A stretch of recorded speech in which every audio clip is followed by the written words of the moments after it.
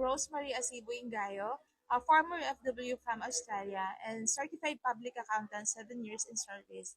So, meron po akong i-share sa inyo regarding po sa barley natin. Bago po nakilala yung barley natin, ay meron pong health concern yung mother ko na meron siyang Parkinson disease.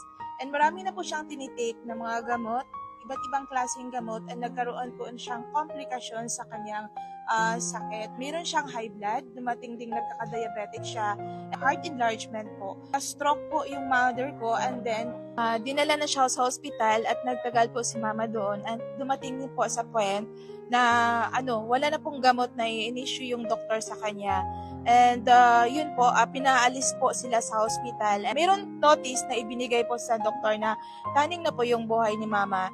Yung family namin ng option, another option na hospital para po mapaglipatan ni mama. Pero ayun po, hindi po sila tinatanggap sa 5 hospital. 5 hospital po, wala nang sila. So pagdating po sa condo namin, mayroong mga nurses na nag-recommend na kailangan maghanap ka ng organic na product. And after 3 days po, nag-flash po yung ni Rafitol po, na nag-endorse po siya ng I Am Amazing Pure Organic Barley. Nag-order po ako ng 3 bags sa online. So, nagiging okay naman din yung pakiramdam ni mama. And then, in the morning, bago siya mag-take ng breakfast, 3 sachet po yung iniinom niya, and before siya matulog, 3 sachet din po. And then hanggang dumating sa point para tuloy-tuloy yung pag-inom ni mama is nag-avail po ako ng 50% lifetime discount. And then after 3 months, thanks God, dahil si mama ay natulungan po sa Amazing Pure Organic Barley, nagiging okay na po ang lahat. And then nung magpa-check up sila sa doctor, is cleared na po lahat ng sakit ng mama. And then right now is nakakalakad na po si mama dahil po sa I Am Amazing Pure Organic Barley. Ako rin, nagkakaroon din ako ng skin disease. So, ang start niyon is may namumula sa buong katawan ko, mukha hanggang sa talampakan po. Lahat areas is affected po.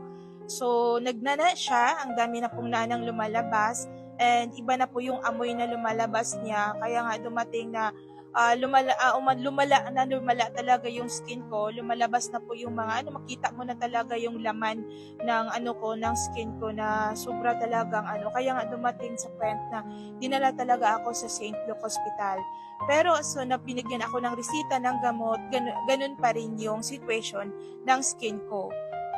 So, I decided din na i-try ko yung I Am Amazing Pure Organic Barley. So, nag-take po tayo ng every morning ng 2 sachet din, and every evening.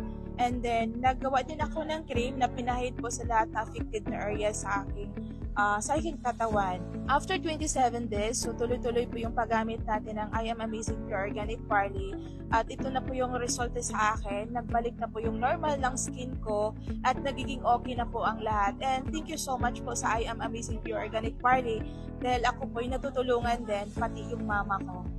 Kung meron kayong health problem na kagaya ko na merong skin disease, and to my mother na meron na stroke po siya and complicated na po ang kanyang sakit, mas maganda, itry po yung ang I Am Amazing Pure Organic Barley. Kung natulungan ako at natulungan yung mother ko, sure ako na matulungan kayo nito. Thank you so much!